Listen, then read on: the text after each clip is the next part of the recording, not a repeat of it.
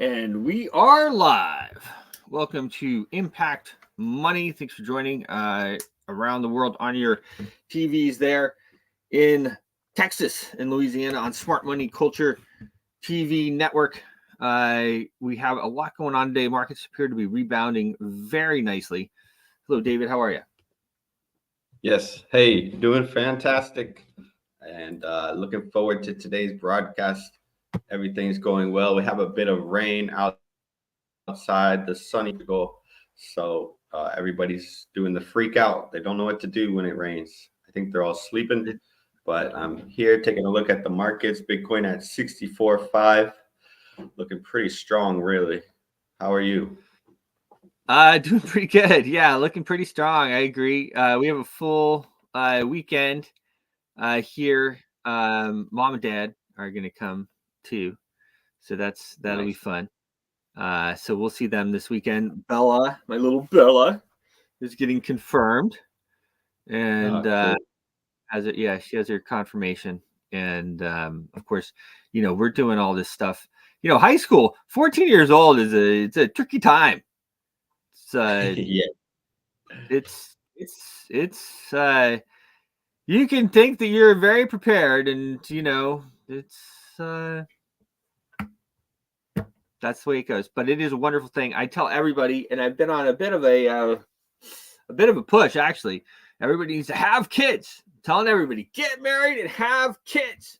It's funny because people push back on me a little bit, but guys, trust me, get married and have kids. What are you gonna?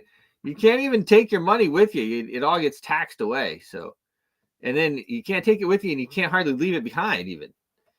And who cares if you leave it for? I mean, unless it's one of your kids or something like that. So yeah, I mean that's kind of what it's all about. So things are coming together very nicely for consensus as well. I have that in the background there, May 29 through 31 in Austin. We have a 15% discount that is available. Use promo code Bruce there. Hello to you. Good morning. It's always great to see you here in the morning. I have been on this 5 a.m. wake up here for 4 months now, 5 months, Dave. It has really been something else, right? Yeah, it'll change your life, huh? It's no joke. It's no joke. Markets are all going. We have gold is up. Gold was up, of course, yesterday as well. Gold and silver were both up. Bitcoin's up. Oil's up. Stocks are up. I'll tell you an interesting one. Now, this is interesting. This is worth pulling up because I'm pretty sure this means that the central bank in Hong Kong, or in China, I should say, is printing up a lot of money. I think they're printing up a lot of money. Or they're getting a lot of kickbacks from this 100 billion or 96 billion or whatever that they just passed here in the US. I'm not sure, but let me toggle this. This is the Hong Kong Stock Exchange. I just, it's up again 2% today. It's like, gosh, let me look at the week on this. Look at the week on this. Every day, watch. Boom, and then trades. Next day, boom, trades. Boom, trades. Boom, trades. Today, boom, and then trading. I mean, that market is getting pumped. The Hong Kong Stock Exchange is getting pumped. Yes, it is. That's something else. The Dow. See if I can, if I just change my URL, if it'll give me the Dow here. Come on! Oh, look at that! Look at that! New York Stock, but that's not the Dow that I wanted though. That's Dow Inc. Let's see, Dow. Here we go. Dow Jones Industrials down 375 points, which is considerable. It's about a point. I mean, the Dow Jones Stock Exchange doesn't move most of the time. When Trump was in, though, it would move like 1,000 points in a day. Yeah, like all the time, one way or the other. It was really funny to watch. It was really funny too because Trump. He was like, before he was in office, the stock market moves by 1,000 points in one day. the president should be impeached. And then when he got in, it moved 1,000 points a day, like regular. All right, it toggled this time. Didn't want to toggle for me before. Let's look at the 5-day on this. Well, you have this severe drop off here. This was the numbers that came out yesterday when this drop off. But you can see this looks nothing like the chart I just had up for the Hong Kong Stock Exchange. Pretty interesting. Yeah. And then this drop right here, this is considerable. Boom, 25. Today's the 26th. So that was yesterday. But again, after a drop like that, we are going to probably have up days, right? So let's look at the Dow futures. Look at that, up 61 points. Bitcoin, the mighty Bitcoin, is, as you said, 64,413. Let me get over here to Coin Market Cap. Global Boost at 2 cents. We have halved. I don't know. We had our halving today. We are now dropping less coins than we ever have before. We're also working on getting our ordinals and our wallet for the ordinals going, our web wallet, which is going to be pretty interesting, I think. Yeah, you're already able to inscribe. People are already making these. Now, the interesting thing about, while I'm talking about it, the interesting thing about Global Boost and our chain is we're a free speech platform. Okay, we're a free speech platform, and we are making it. See, oh wow, we're live. I'm like, how is that working? We're live on the page here, but when you inscribe something on Global Boost, it's like inscribing it on Bitcoin. It's forever. Okay. And the chain's been around for 10 years. It's been around for 10 years. So it's not going anywhere. Okay, Bitcoin's been around 14. Well, we've been around 10. You know what I mean? Like, it's a long time. Yeah. Freedom of speech isn't just right. It's a cornerstone of progress. Let voice resonate, ideas clash, and minds awaken. Embrace the power of words, for they ignite change and shape now. I'm not going to go into that too much. We're going to be, as things develop, we'll talk more and more about that. The mighty Bitcoin here, up 1%, trading about 64 and a half. Okay. I am expecting an upward thrust here. We'll see. We're going to play Matt. Matt won't join us in person today, but he recorded a segment for us. Solana, I think Eric is joining as well. Solana is down slightly, but the rest of the board is up on the daily, on the 24-hour. The doggy coin, it's at 15 cents, looking like a pretty good buy. I love the doggy coin, but probably not as good as buy the Global Boost, but that's okay. Anyway, we'll talk more about that. I also wanted to talk about the protests that are going on. You never sleep. The truth is that I do sleep. I don't sleep a ton. I used to sleep less, but I find, as you get a bit older, you kind of figure out your body a bit. And I find peak capacity and how to do that. I guess I have a range. What's that? I just agreed with you. Yeah. So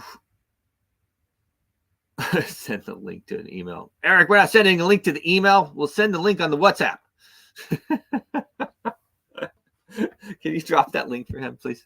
What I wanted to talk about is these protests, guys. And I see, I think pretty obviously I support Trump. I've always kind of been a Trump guy. And I don't think that he's really going to be able to save us all, or will, I should say, out of the situation that we're in. But I think that given the choices, the where you should put your vote is very clear. Okay. But I see a lot of supporters are cheering on these brutal their brutal arrests of the protesters, of these that are on the campuses across the United States and now spreading to Europe. And guys, like,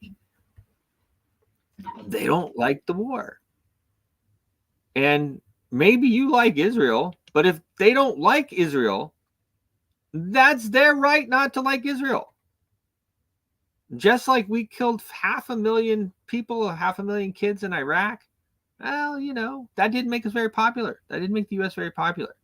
And they killed a bunch of people, whether you want to argue about whether it was 30,000 or 15,000 or 10,000 or 40,000 or however, whatever you want to say, what they've done over the last few months. A lot of people are dead, and completely, like, cities, like, I mean, buildings, whole neighborhoods, everything is blasted down.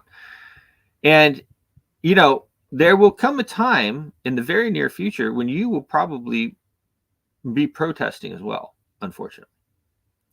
And what's happening right now is this militarization of our police forces, going out there and throwing people to the ground and arresting them. And they're not doing, what are they doing? What are they doing? They're protesting. This isn't the Black Lives Matter protest where they're burning everything down. They're not throwing rocks. I mean, maybe we're going to get there.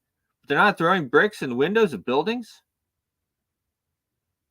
And by and large, I see a lot of people that I am connected with cheering it on. And I want to warn everyone that you guys, that we shouldn't be cheering that on. The police force, the militarization of this militarized police force should be arresting the illegals that have the people that have entered the country illegally like that. Not the citizens who are upset that the United States is funding the killing of a lot of people. Whether you agree with the killing or not agree with the killing, our right to protest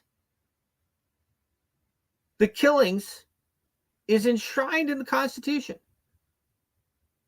And they tell you that there will come a day very soon, unfortunately, that the tables will turn. And it will be you thrown to the ground and arrested for protesting peacefully.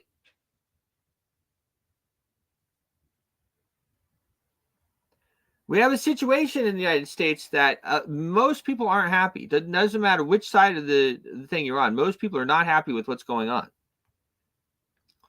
But we have to work together. I don't think, even though it maybe should happen, I don't think that we're going to deport 20 million people that have entered since Biden got in office. Or how about the 50 million that have entered over the last 8 to 10 years? 15 years, 12 years. I don't think we're going to do it.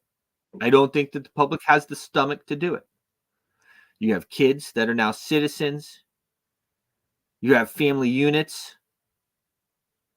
So if we're not going to deport the people, then we only really have one way forward, right? And that's working together. And that's the same thing that I tell the Ukraine and Russia. And it's the same thing I tell the Israelis and the Arabs. I get that you don't like each other. I get it. But we have to work together. The only way forward is together. Anyway, that's my soapbox for the moment on that. I think that we should all push back. We shouldn't have this militarized force just throwing people to the ground and arresting people. If people are breaking the law, if they're hurting people, if they're destruction of property and these types of things, then yeah, sure. But if people are just protesting, then they should be allowed to protest. If they don't like Israel, they should be able to say that they don't like Israel. If they don't like Palestine, they should be able to say that they don't like Palestine. That's what it's all about. And if we don't listen to each other, then we're really doomed. We have to listen to each other. So let's go back to the markets. We have the great Matt Dixon recorded he recorded a segment for us. Matt has really been he's really been great. We did our first show with Matt way in the beginning there in December, and Matt says, "Hey man, Matt and I know each other. We've worked together before. We actually made a lot of money, good money together." Let me see here. Here it is. And he has been with us since the beginning. All right, I have this queued up right here. All right, let's share my screen. This is the, let's see here, share screen, present. There we go. The great Matt Dixon at 16 minutes into the broadcast. Good morning, David. Morning, Bruce. Morning, Impact Live. And morning to Eric today, who's our guru and expert on Solana. So really looking forward to that today. Unfortunately, I can't be with you live, but I'll look forward to hearing the recording. But I'm just going to give you a very quick market overview, what's been going on. And there's been quite a bit of activity in the markets. So just very briefly, this was the Bitcoin chart that we looked at. When I say Bitcoin chart, it's actually looking at the dollar index, the value of the dollar as against Bitcoin prices. So the dollar is really in focus at the moment. We've got a Fed meeting coming up next week on Wednesday to decide on interest rates, and that is going to affect the value of the dollar. And as we can see from this chart, whenever the dollar turns, it's normally a big turning point for Bitcoin. So if we see potential weakness in dollar, looking at this, dollar weakness tends to coincide or correlate with Bitcoin strength and vice versa. So let's just see what's going to happen with the dollar. I mean, Bitcoin at the moment is following some kind of corrective pattern, it seems. From the top, we've got an impulsive move to the upside. From the top, we've got an ABC down. And it appears we're moving up. And this consolidation can continue for some time. But I think that at some point we will break higher, and we're going to break to new all-time highs. So the fundamental outlook for Bitcoin is extremely strong with, as we mentioned it before, with the ETF approval, with all the new functionality and innovations with runes and so on, and many other things that are really pushing Bitcoin to the upside, with halving as well. That's diminished new supply. And we have a lot of demand in the market. So fundamentals are really good, but actually Bitcoin is still acting as a dual case in between being a risk asset and being a store of value, a safe haven, a bit like gold. It's got both of those attributes. And so in some ways that's positive because it has real potential, being a risk asset, to push much, much higher. But in other ways, with a turbulent economic or macroeconomic backdrop or environment, it's potentially, putting the brakes on Bitcoin up. And what do I mean by that? Well, we'll look at some of the data shortly, but here's another comparison. If you remember, just going back very briefly, there was gold looking at an ABC from the top, a correction, very, very similar to gold. So we've looked at the risk asset side of it. This is the safe haven element of Bitcoin. And it's behaving exactly like gold at the moment, with an ABC on gold and then pushing higher. And you would expect gold here, because this is what appears very much to be a corrective move.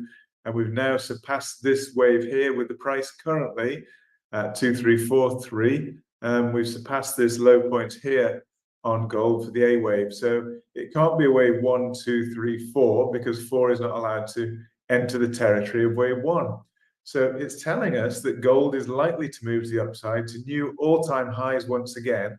And as there appears to be now a reasonable correlation, as we say, the charts are looking very similar between Bitcoin and gold, we would expect that gold would rise to new all-time high, and Bitcoin also. And we're talking new all-time highs for both of them here. So this was pretty much the all-time high for Bitcoin and the all-time high for gold. We've had the ABC correction down. And I suspect that with everything that's going on, with the elevated inflation expectations, gold is the hedge against inflation. And then that's the other side of Bitcoin. Apart from being a risk asset, it is a store of value as well. And we've seen that play out with the bank failures last year. Bitcoin performed really, really well. And even now, with the stresses in the market, macroeconomics, we're seeing again Bitcoin in exactly the same chart pattern as gold and potentially pushing to new all-time highs. So there's a lot of similarities there. And here's dollar index. This is actually the old chart. And the reason I posted the old chart is there's been no change in price. So again, we've seen basically a W, which is an ABW, an ABX, an AB, and we haven't yet finished the Y, I don't think, because the Y wave will be made up itself of an A, a B, and then the C wave of Y should be made up of 5 waves. So 1, 2, 3, looking at a correction wave 4 and pushing up to new all-time highs 5. This is probably counter, as we said earlier, when you see dollar index or the dollar strengthen, you normally see a bit of weakness on Bitcoin. So that may be the case if we do see a bit of a push up, but it's going to be data dependent because we've got a lot of really important data points. We're going to recap a couple of them in a minute, and we're going to look forward to the big data points ahead of us to see where we're likely to go. But if we see just a little bit more of a push up in the US dollar, that could correlate with a little bit of weakness potentially in cryptocurrency. But then if that is the end of a WXY, that's a corrective wave to the upside, and we could then enter a more impulsive wave to the downside, which could take us much lower on the US dollar. So whilst we're seeing some strong data, we're actually seeing mixed data at the moment out of the US economy. The sort of preference or the bias could be towards that weaker data moving forward, which could actually take us lower. So let's see what the Fed have to say next week, and that will likely give us some guidance as to where we're going to go. So here again is another look at the dollar index. This was the level I was talking about, potentially to here, then lower, or we could potentially push a bit higher than lower. But I think that we are going to push lower in a not too distant future on US dollar, and that could be very positive risk assets. Remembering back to that first chart I showed you today, that when we see a low on US dollar, that tends to correlate with a cycle high on Bitcoin. So looking really hopeful and positive there. This is the long-term view on dollar index, and we see here we've held reasonably well within this long-term parallel channel. And again, we're right in the middle of that channel at the moment. I'm expecting we may just push a touch higher, but then I think we're going to head down, and that would likely correlate with some Bitcoin strength as the US dollar were to depreciate. Now we've got PCE coming out today. PCE is the Fed's preferred measure of inflation. I just wanted to show you today a comparison between CPI, which everybody recognizes as inflation, and PCE, which is the Fed's preferred measure of inflation. And we can see here over reasonable time, we're talking 20 years or so, that basically CPI, which is the grayish dotted line, is more volatile, tends to give a higher print than PCE, and that's probably the reason why the Fed don't like it. But it's actually probably or maybe more representative of the prices that people actually pay for goods. And so I would argue that maybe CPI is actually a better measure because it's what we actually experience. The Fed prefer PCE, and they moved over to PCE, and it's much closer to their 2% inflation target. We're actually now, this is out of date now, but actually currently we're well above that 2% inflation target. So the Fed have a bit of a job on their hands, trying to control inflation whilst at the same time trying to control or trying to stimulate good growth. So here's durable goods order, which we already had out. This came out the other day, and as the news came out, Bitcoin and risk assets dumped hard. And the reason for that was that the durable goods orders increased. Now, you might think it's counterintuitive. You might think that better durable goods orders, the economy is strong. You might think that's good for risk assets. It's not, because it means the economy is possibly overheating a little bit. The Fed would probably need to raise interest rates, or if not raise, that at least stay higher for longer before they lower rates. So in other words, it's upward pressure on the immediate interest rate, and that is not good for risk assets because it means that money is effectively being withdrawn from the economy. So the durable goods orders was, it caused a hit on risk assets. We saw not only Bitcoin, S&P, everything across the board dumped as soon as that news came out. The next news to come out was yesterday, and wow, what a surprise. So GDP was expected to, well, it was expected to come out at 2.5%. We can see it's been on the decline for some time now. So Q3 2022, it came out 4.9%. And then Q4 2023, it came out 3.4%. We were expecting 2.5, and we got a massive miss. The actual figure came in at 1.6. So less than half the previous read. And so this tells us that the US economy is slowing very, very sharply. And I think we're skidding towards recession potentially. And we'll look at our chart that we often visit, looking at basically unemployment and pivots in unemployment to see where we are in the potential growth recession cycle. So next one that's due out is core PCE. As we said earlier, this is the Fed's preferred measure of inflation. And we can see that basically the expectation is for PCE to rise year on year here. And if it does, then we're seeing a bit of a trend developing, as we saw earlier. We're seeing a bit of a trend developing. So we saw weaker GDP, but we're potentially seeing stronger PCE, inflation. So whilst GDP is falling, inflation is rising. Now that is what you call stagflation. So you're going to be probably hearing a lot more of that stagflation word moving forward because it's the big worry. It's the one thing that economists do not want, and the Fed and FOMC do not know how to deal with, because it's contrary, basically. If you're getting excess growth, but with inflation, not excess growth, diminishing growth with increasing inflation, your hands are tied, because you can't decrease interest rates, because that would stimulate more inflation, but you want to decrease interest rates because you want to stimulate growth. So the hands are tied. Stagflation is the worst of all worlds. Let's hope we don't get there, and let's hope the Fed can manage to navigate their way out of this situation. But I think it all goes back to 2008 when they started this money printing experiment in the US.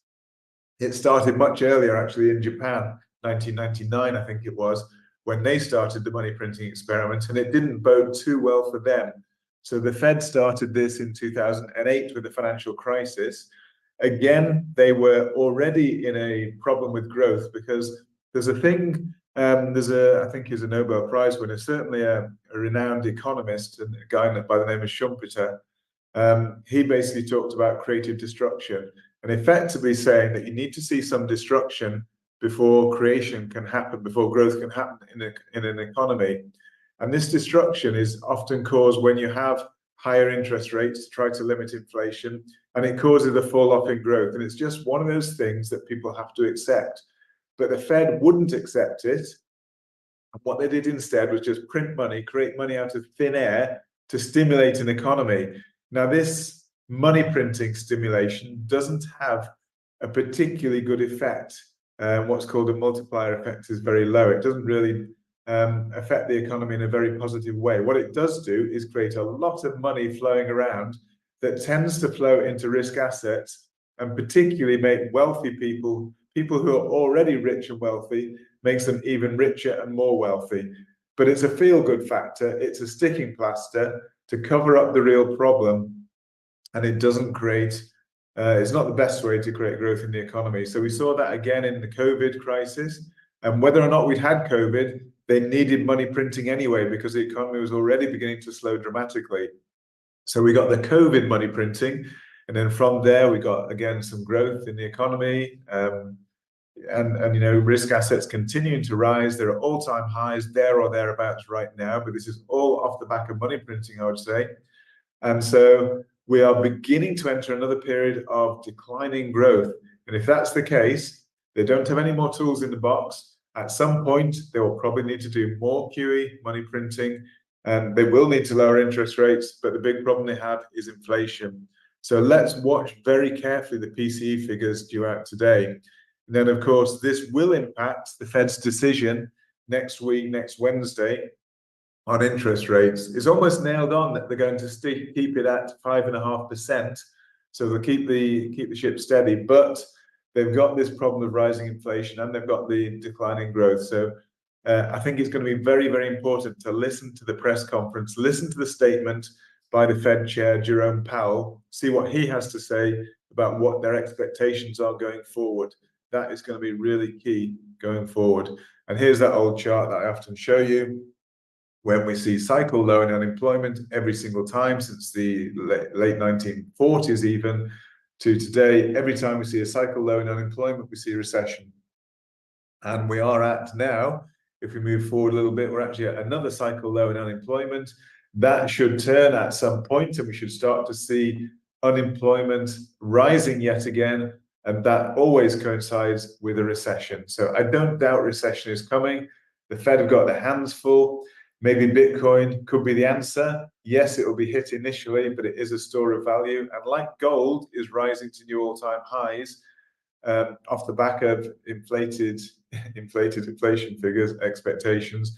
Same thing with Bitcoin. I think it's going to take on eventually, it will take on a full safe haven store of value status as an asset. And it will gradually move away from being a risk asset, probably because of its limited supply. It is the perfect tool to be able to hedge against inflation. So I think the outlook long term, whilst we may see some short term real volatility still on Bitcoin, as we see more and more institutional adoption and actually more and more long term storing of Bitcoin for a long term store of value, it will become less and less volatile, more of a store of value. So for me, I think long term Bitcoin is looking really good. Short term, we may see some more volatility. So with that, I'll look forward to handing over now to Eric. Very much look forward to listening to his section on Solana. It's one of those amazing tokens which has such amazing potential. So thank you for listening today. Have a great weekend and look forward to catching up next week. Bye for now.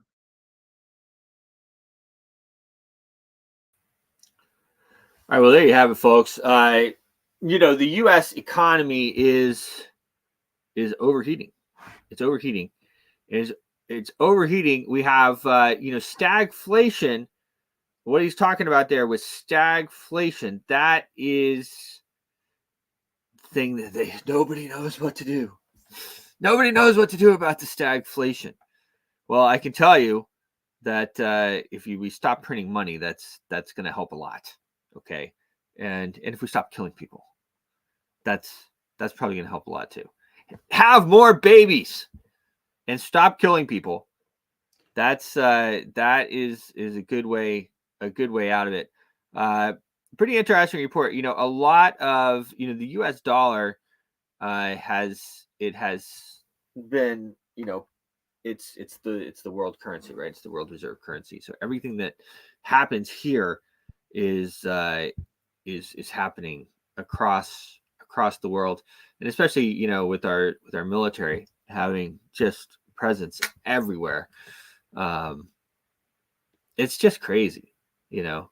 What is? I know you're back at Blockchain House Portugal, David. What is the sentiment of your friends over there? Well, yesterday was the Portuguese Independence Day from a dictator government that they had maybe 50 years ago. Oh, okay, so from the dictator government. Okay, I got it. Yeah. So I was like, well, it's not Portugal's independence as a country, it's their independence from a governmental regime that they had. And so they're not paying too much attention overall to the Israel or Ukraine for that matter, but they are very supportive to any refugees that needed to flee, and they help in that sense. Interesting. Well, I think, you know, what we talk about quite often is the monetary revolution, guys. It's the monetary revolution. This is a peaceful revolution. And, you know, we have a lot of stuff going on. There's a lot of people around maybe you don't like. There's a lot of things going on that you don't like. One way that we can fight back is by not using the paper fiat money as much as possible that is issued by the privately held central bank. Privately held central bank that the legislation for the central bank, the Federal Reserve, was passed in the dead of the night on a Friday. It's like 2 a.m. in the morning, right after the Titanic sank. And this is I mean, this is a historic fact. Most of the opposition to the central bank, which of course the founding fathers said no central bank, but most of the opposition at that time in 1913 died on the Titanic, whether or not, you have a bunch of conspiracy theories about whether that was on purpose or not. But that is a historical fact. So they passed that legislation, and we have been on that central bank since then, this Federal Reserve, and it's a central banking cartel. The cartel controls the central banks of pretty much all of the world, except the countries that we're at war with all the time, like Syria and Russia. They are not on this set. They are not part of this central banking cartel. And since 1913, when the central banking cartel took over the monetary policy of the United States, our dollar has gone to oblivion. You used to be able to buy an ounce of gold for $20, and then it was held at $30 or $35 rather, but you couldn't trade it in. It was illegal for you to own gold. Once they confiscated it, they confiscated all the gold by executive order in 1933, and then they made it illegal for you to own it. So they said, here's paper money for it, but you can't trade it in. You can only use the paper money. You're not allowed to own gold. Nixon and these guys, of course, Nixon is always blamed for taking us off, quote unquote, the gold standard. But actually, all that Nixon did was stop foreign entities from trading the U.S. dollars that they held in the gold. That's the only thing that he did. A little bit before that, they had legalized for the U.S. citizens to own gold, but you could only own, up to $100, which of course at the time was about 3 ounces of gold, which is about $7,500 now. Still not much. But we have had a long, crazy history with this central bank, and it has not been good. We have been at war since the central bank took over. 1914, World War I started. All this stuff in the early 1900s, this is really a dicey time. FBI was started during this time. The FBI's first real kind of big job was to quell the opposition to World War I. So it has been pretty crazy. We're going to bring on Eric Miller here. I'm keeping my eye on the advertisement on the TV station here. So probably a minute. Eric is going to talk about Solana.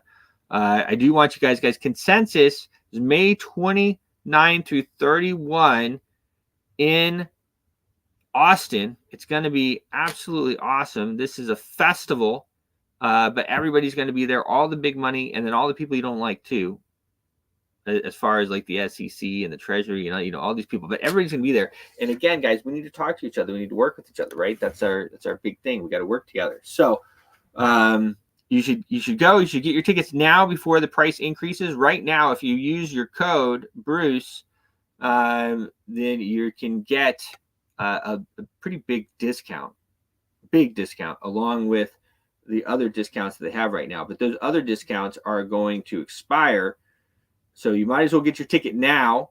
Go to you can Google CoinDesk or go to consensus2024.coindesk.com. Use your referral code Bruce. And get your thing there. Looks like we're going to do one of our famous galas as well. Really looking forward to it. Okay, let's bring on the great Eric Miller. Eric, nice background, man. You're coming to us from Florida, right? That's right. Good morning. I know where that is, though. I think that's in Monaco, right? No. This is actually down in Miami. That photo behind you? Yeah. Where is that? I forget the hotel it was at. We did a hotel here recently in the Clearwater Beach area that has a pool deck similar to this. So I always kept it as my Zoom background for those calls with the architects and things. So again, that's my background is real estate development. But this is in Miami. And it's a beautiful spot, as you can see. So as all of Miami is. Mm-hmm. Yeah. So how are you, Eric? Tell us what's going on. We've been looking forward.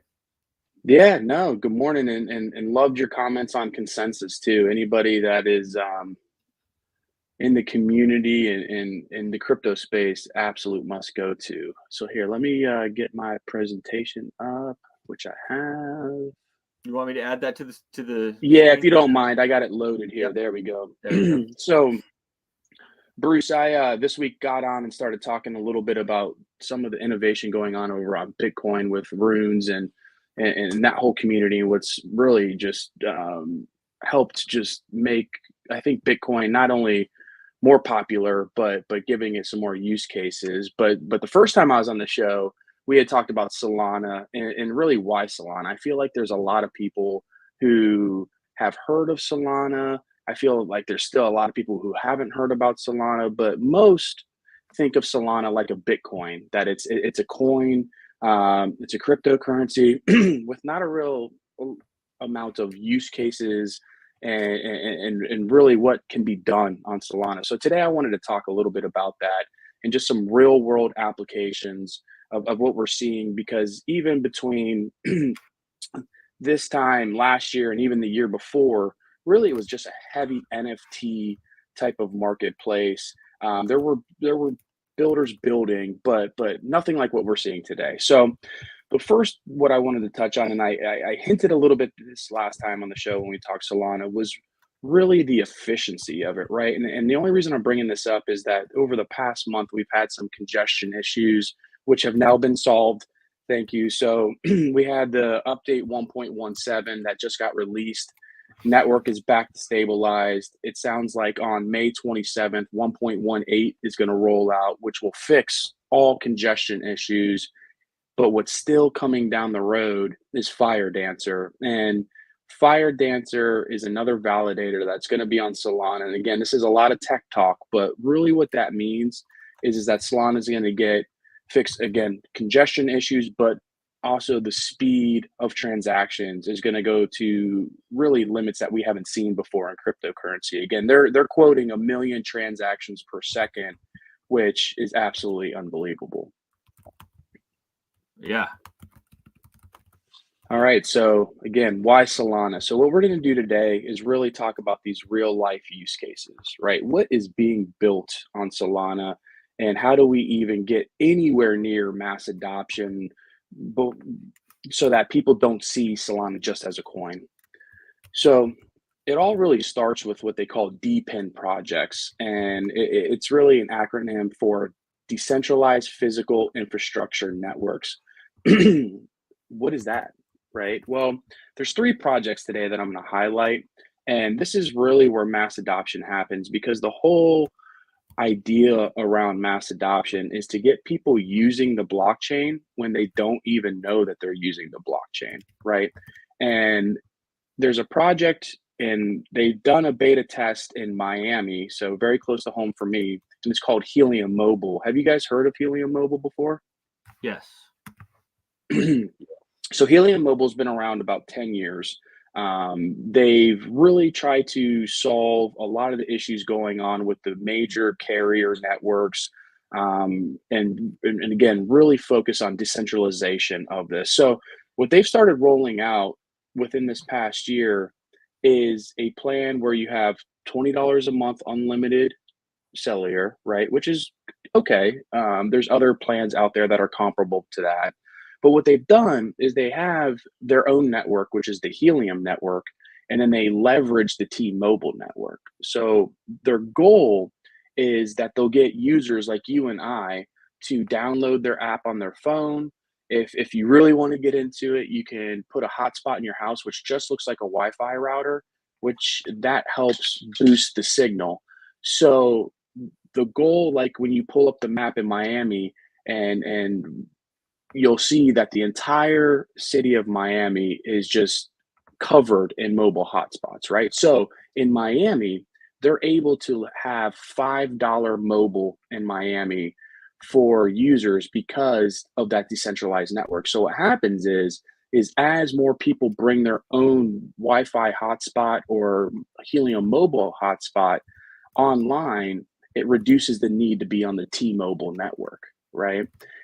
Even something better that they're doing is as you have this app on your phone and you're mapping locations, you're now earning 400 mobile per day, and that's a token. So that's what decentralization is all about, right? You put the money back into the hands of the people instead of in the hands of the corporation. So that equals today about $26 per month in mobile tokens. So again, the bill, if you're living anywhere else besides Miami, is $20 a month. If you mine the tokens and map the tokens for the Helium network, you can make about $6 a month. If you live in Miami, now you're making about $19 a month. So it's not big money, but it's the big first step in decentralization of a product, which is cell phone service, which we all use. And you can see I put up an ad here on, saving up to $1,640 per year based on the standard cell phone. So it's something to look at. Again, it's this play on mass adoption. It's really as easy as downloading their mobile app and putting in your email address and getting started. So here's the chart on mobile. Just like to pull this up again for anybody who wants to track it. It is literally mobile is a ticker sign. I'm not going to go into Matt's technical analysis, but you can see with a token like this, there is going to be heavy sell pressure because people are redeeming those tokens. But again, you see some nice spikes, but it's been a quality token for the user since they've rolled that out. The next one, this one I'm really excited about. So this one's called Hivemapper. Hivemapper is a mapping solution, again, decentralized, where individuals can put a camera in the dashboard, and you can see there in the photo that I have, that's the Hivemapper cam. And the question is this now goodbye to Google, right? I'm sure we've all seen where you have the Google car driving down your road. It's got a massive camera on top. It happens about every 2 to 3 years, depending on your location. And Hivemapper has come to be able to say, hey, why would we update maps only every 2 to 3 years when we can put these cameras in other people's dashboards, get real live up-to-date mapping more now on a daily basis, and then reward those people for doing so. So that's what's happening. They have 130,000 contributors to date. I'm going to go to this next screen and show you how much of the US has already been mapped.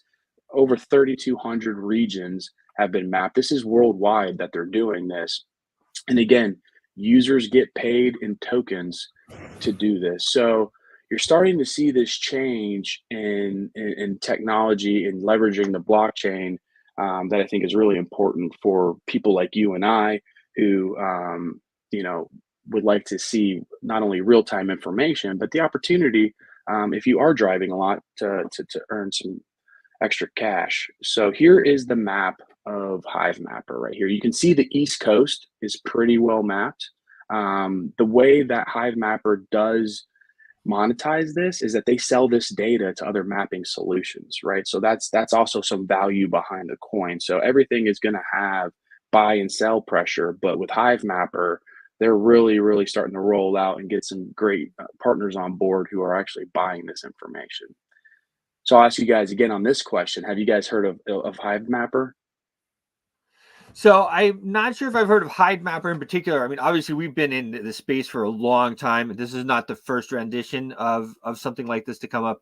We had one of the guys actually, we did one of our Washington Elite Galas in the Palaces of Vienna, and one of our sponsors had something similar to this. I don't know. I don't think this is it. But and I don't know if he really was able to pull it off. It's tricky, and it costs money and all of these types of things. And the technology now is better than it was 5 or 6 years ago. So it's the use case, very familiar with the use case. Yeah, and it's all about the transaction, right? So it's one thing to have this technology on other blockchains. And again, that's what's so great about Solana. And I'm going to touch on this in a few other slides when we start getting to payment processing. But for the transaction speeds to be going through at 2,000 transactions per second, as opposed to 14 transactions for Ethereum or 7 for Bitcoin, it really allows you the opportunity to start doing some of these really cool DePIN projects because you can start processing information so fast. So the last one, and this one is a very, very interesting project. So it was on Ethereum, actually the Polygon network. They recently merged over within the past year, but this is a marketplace where you can really sell or mine your unused GPU, right? So your processor on your computer, can now be sold so that this company uses that processing power for rendering, right? Both 2D and 3D model images. And you're going to start seeing a lot of use cases, and there's some already on Solana right now, where Wi-Fi, they're going to do the same thing for your cell phone. They're going to do the same thing for. So all these unused bandwidths, people are starting to find a way to monetize those and turn them into an opportunity for you and I to tokenize them, but then also to speed up these type of transactions, i.e. rendering, right? Again, I come from a real estate background, and rendering, anytime that you want to go and get a render done of an interior of a building, it can take that interior architect hours and hours to render that. And now what they're doing is, because they can put the processing speed of a computer behind it and leverage all of this technology, so it's not in one data center now, you can really speed those up. So again, it's really, really cool what they're doing. Again, it's a little techy, but when you start looking at the coin here, this one's over $8 a coin, right? And you can see where it was up at 14, but some of this is being pushed by the AI narrative as well. But this one, I'll tell you, when you're in the groups or the chats and people are talking about Solana and what coins to them are blue chips, this is one of those that people are very, very excited about. So I would definitely pencil this one down as a follow, because Render's definitely making waves. And again, it's got a long history because it was over on ETH and has transferred over recently. Well, anytime, that's kind of what, that's in the beginning. That's how even Bitcoin was. Now you need a very specific, high, big computer space, basically, in order to mine Bitcoin. But back in the early days, it was about that. And that's actually with even our coin that we started. It's very CPU friendly at the moment. But back in the day, you could mine Bitcoin with the excess CPU power or the excess computing power that you had. And so that's pretty interesting. Go ahead though. But that looks cool. Yeah, and you're absolutely right. And that's, again, just showing the innovation and where we've come to the point of what you're saying on just individual CPUs. And now we're gone to, this global CPU, and no need for just the data center, which are very, very costly to run. They're leveraging now, unused CPUs, which I think is just really cool. And again, we're just breaking the tip on this. You'll start seeing it, like I said, again, in cellular service, Wi-Fi service. And it's just something to keep an eye on for sure. All right, so there's some news that just broke yesterday, and I'll get to exactly what that news was, but payment processing has now started happening on some very, very major e-commerce platforms. So one of them we've all heard of is Shopify. Recently, just in the 3-month period, we have 200 Shopify stores now using Solana Pay. Again, 200 stores out of the 2 million stores that they have isn't a huge number, but there's a use case here. And I think that this one's going to be an eye opener for a lot of people.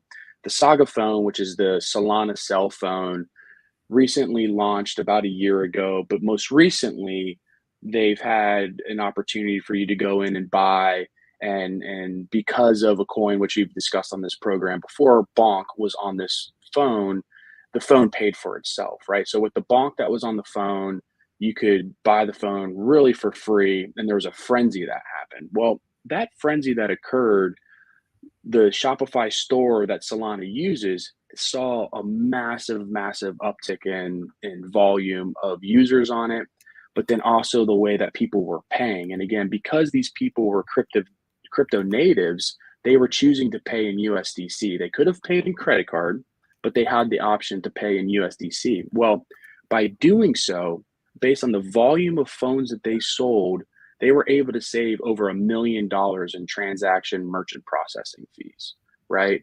And so that is something that we've never seen before in this space, but that's now a real use case for transactions happening online. And we all know with e-commerce is when you have a customer that comes to your site, you want to give them the ability to pay in whatever method that they prefer to pay in. And now we've got the ability to pay in crypto, i.e. Solana USDC. So This right here is just another indication that we're starting to see more of that mass adoption. It looks like we're getting ready to run over a little bit of time, but I did want to announce that Stripe just made this integration, and huge news on Stripe doing so. So another one was Visa. They've done this. They've chosen Solana to be the stablecoin settlement pilot for them. And there's a great quote here that really just says why they chose Solana to do that. So again, bullish on that statement that recently came out. This is average transactions. Solana, you can't even see the line because it's down there so cheap.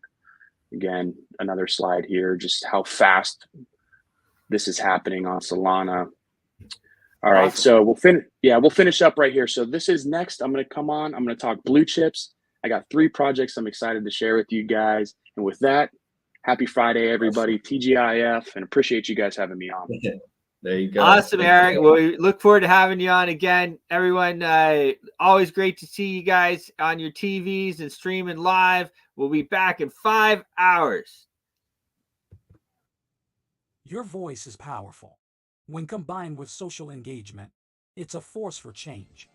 Decentralized media paired with free speech is the catalyst for an empowered world and a unified, invaluable ecosystem. Join Global Boost, become a champion of free speech, and help to reshape the future of media.